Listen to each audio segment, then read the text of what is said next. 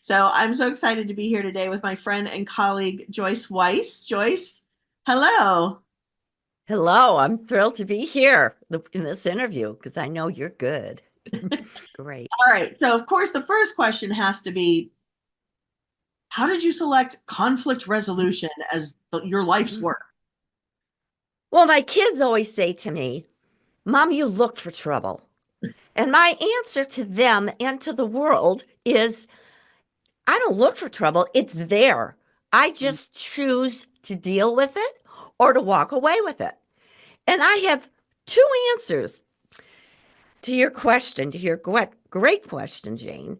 The professional answer is that when I switched from being a keynote speaker to a facilitator, one of my first jobs was that I was working with a credit union, and I was asking certain questions. There were it was the top leadership in the room, and there was this one woman that kept on folding her arms and said, "I'll pass." Now, I did say I was new at this. I didn't know what I was doing. So at the end of the first day, I said, I want to thank everybody. And tomorrow we're going to go even deeper. And I want you to come up prepared with ideas on how the team can help you improve and vice versa. And if you decide not to participate, I'm going to ask you to please stay in the office and don't come to the training. Jane, this was a risk. So I knew it was okay because the CEO comes up to me and gives me a hug and says, Joyce, you have no idea how glad you said that. I've never figured out how to talk to her. This is when it dawned on me. If a CEO of a credit union doesn't have the skills, I think I'm onto something here. So that's my professional reason. Now, my personal one, and I'm going to give you the Reader's Digest view on this, but a few years ago, I was a guest on someone's show, and he asked me the same question. Why did I select conflict? And I had to think about it, and the an answer that popped out was just amazing to me. When I was a small child, my sister almost died from an infection. So for a few years, my parents put all their time and effort, which they should have, into my sister, and she did survive. But years later is when it dawned on me, no wonder why I'm helping others feel uh, less silent and so they can start using their voice. That's my story. And I'm about as real as they come because I don't just read the books. Yeah. It's my story, and I help others do that. Yeah. Yeah, I'm personally always fascinated by the real why, the real backstory. So Yes. thank you for sharing that. And it makes complete sense because I think that there always is that professional answer. I do this so I can support people who do this so they can have these results. But what I love about being human is that deeper why, the deeper backstory. It's usually something very, very personal with a lot of emotion around it. And so that makes complete sense that as a child, you felt that maybe you weren't being heard or being seen quite as much because in the moment, your parents made the right decision that your sibling was going to be the one that really needed all the attention so that she could heal. So that's very Yeah. powerful. That's very Well, powerful. thank you. It's truthful. And I know some people may be saying, why is she revealing this? Well, how can a coach pretend that I'm just all book wise and experience wise? We've got to be real with our clients. And when I work with leaders who want Jane to create a culture where their employees feel heard and not invisible, encouraging direct and respectful communication that drives engagement and retention. You and all the viewers of this video now know why I help leaders do this. What happens if the that person who's answering the question provides this whole list of things that just aren't possible or they're taking no accountability and it's yeah, if you would just change as a leader everything here would be fine when you've got a dynamic that's going on between at least two people if not other team members. So what would you say to that? I'm even going to go worse than your question. I'm not going to answer you. I don't really have to tell you. That's when my guests have said, well, it's up to you how you're going to answer the question. I'm here to see how we can help resolve this. I have to follow the rules and the procedures and policies of this company, and so do you. If you choose not to give me the answers to the questions, well, then there are going to be consequences. And Jane, you don't even have to say what the consequences are. I even had one guest, very aggressive, and he's a leader, very aggressive. He's from the military, and it worked for him because he's also a very caring person. He actually tells those, I'm not going to answer you. I don't have to do this. He says, I'm not going to leave this room until we have this conversation. It's going to be uncomfortable, but we're going to have this because there are going to be consequences. I'm going to say that again, Jane, if we don't have that conversation. That's ouch. And some of our listeners or viewers may be saying, I can't do that. Yes, you can. We can stop saying, well, I'm conflict adverse. That's too aggressive. So do it your way. But the idea is be clear with your expectations of what you expect from that employee. That's missing. How do you like that one for an answer, huh? Because I have something called verbal aikido.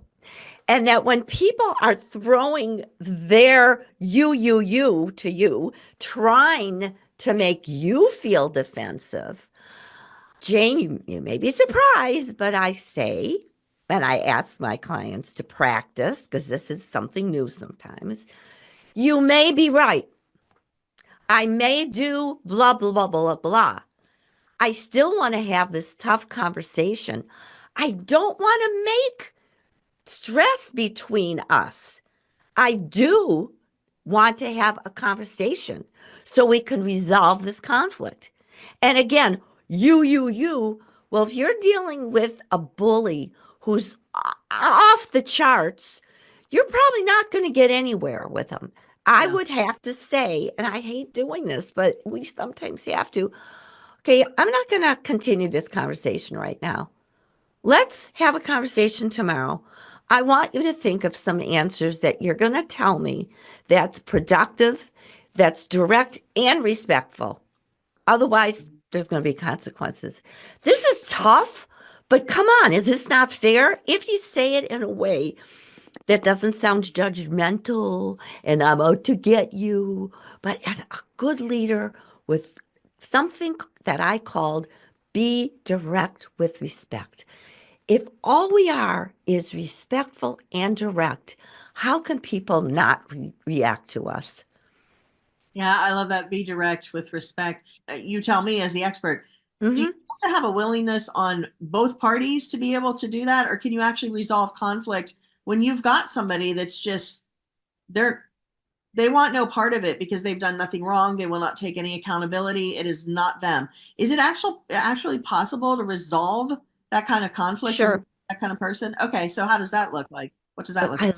we're going really deep, Jane. I knew we were going to.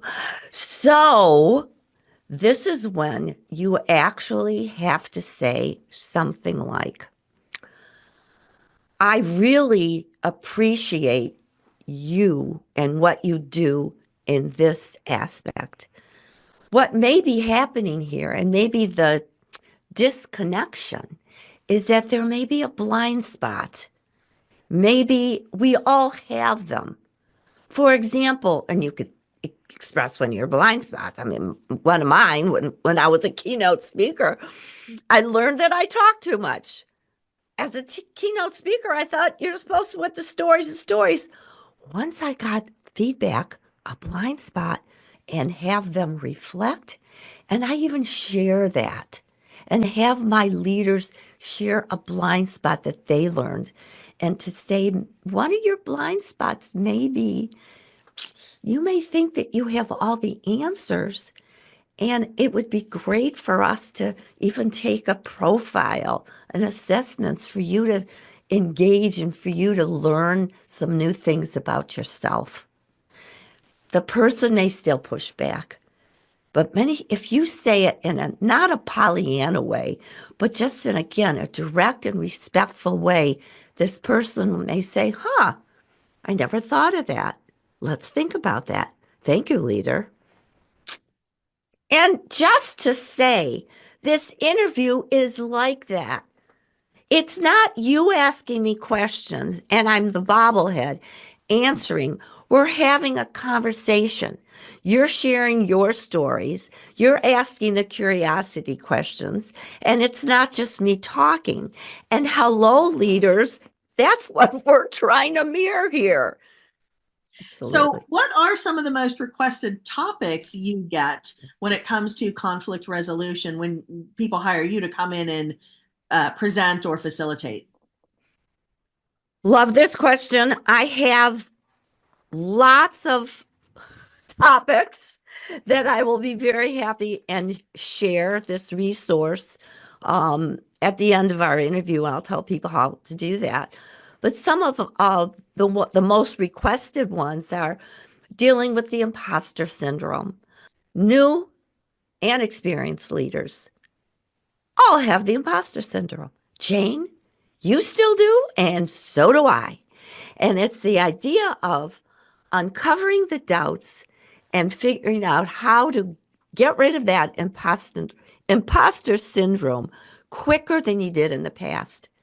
So what we do is figure out what negative stories are we telling ourselves. So when that happens again, you get rid of it quicker.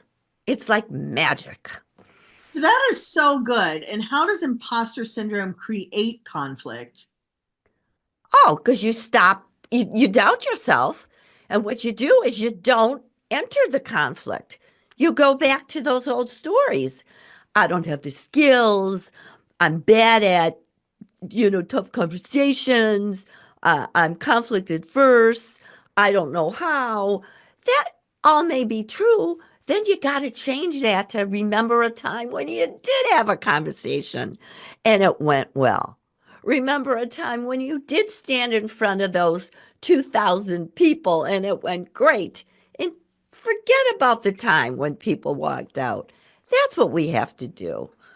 One of the most important things you asked, what are my most requested topics, is I became certified to give the conflict dynamic profile.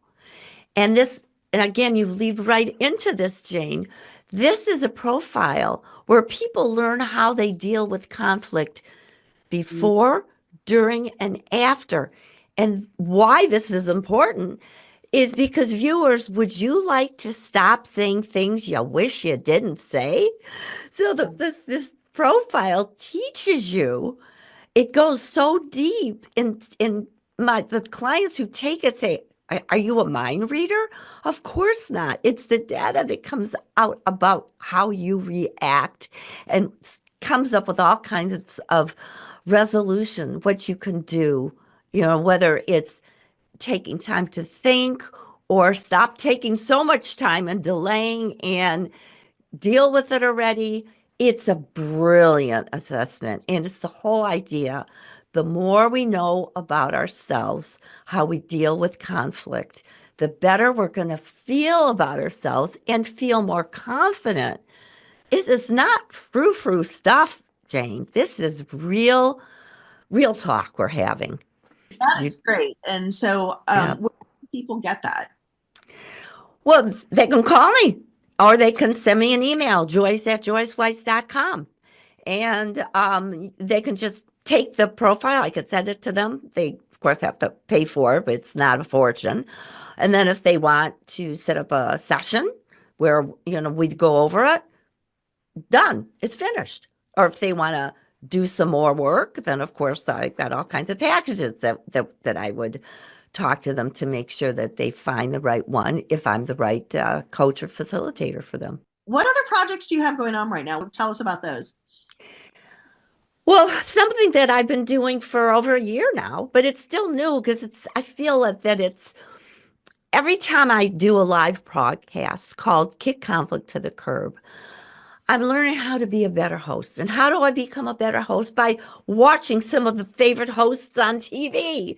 So it's called Kick Conflict to the Curb. It's a live broadcast, and viewers gain wisdom from some of the world's best experts in conflict resolution. And I do these only once a month now because I interview my guests, I read their books, and we go deep. And we also have fun. And I make sure that all the guests that I invite understand that it's a conversation and they're not there just to sell their books or whatever it is that they're selling. And Janie, I just love that show. And I'm happy to say others do too. So also there's the LinkedIn, which is new. I have a LinkedIn newsletter called Kick Conflict to the Curb.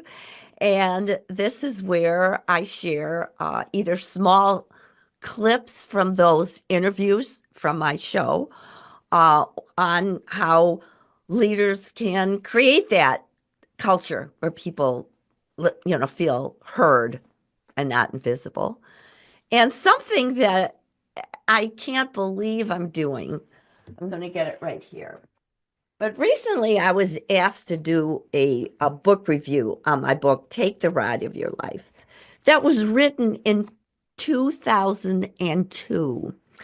And the conversation was so pertinent today. The rest of the title is Shift Gears for More Balance, Growth, and Joy. People want self-care more than ever. So I'm relaunching it, and topics are the same, but we're going to do, whether it's me being invited to do book clubs or facilitate the topic. Next year is when I'm going to relaunch it and I let know people know we're about telling it. about that. Yeah, I've got my Yes, copy, and I know you're going to be relaunching it starting in January. So I'm very yes, for you to go into that. great, Yeah. great. All right, Joyce. Well, this has been so great. So last call out for if people want to find out more about you or Mhm.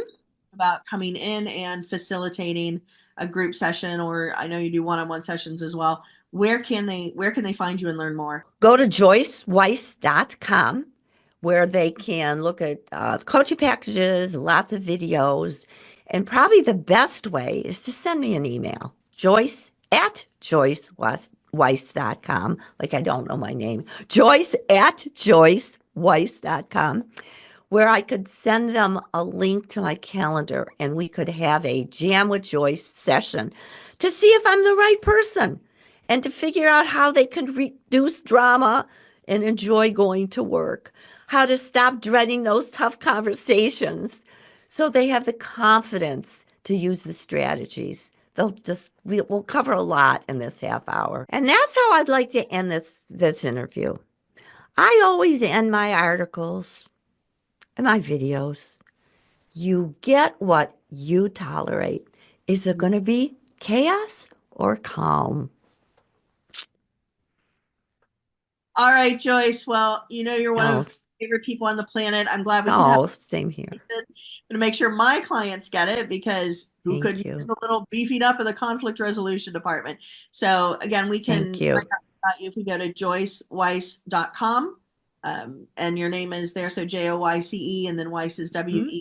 WEISS.com. We can grab some resources there. And then we could also schedule an appointment with you if we want to find out more about what you do or Yes, hiring you in. All right. absolutely. Thank you so much for this You're opportunity. welcome. It's my Loved pleasure it. doing the work that you do in the world. Thanks. You too.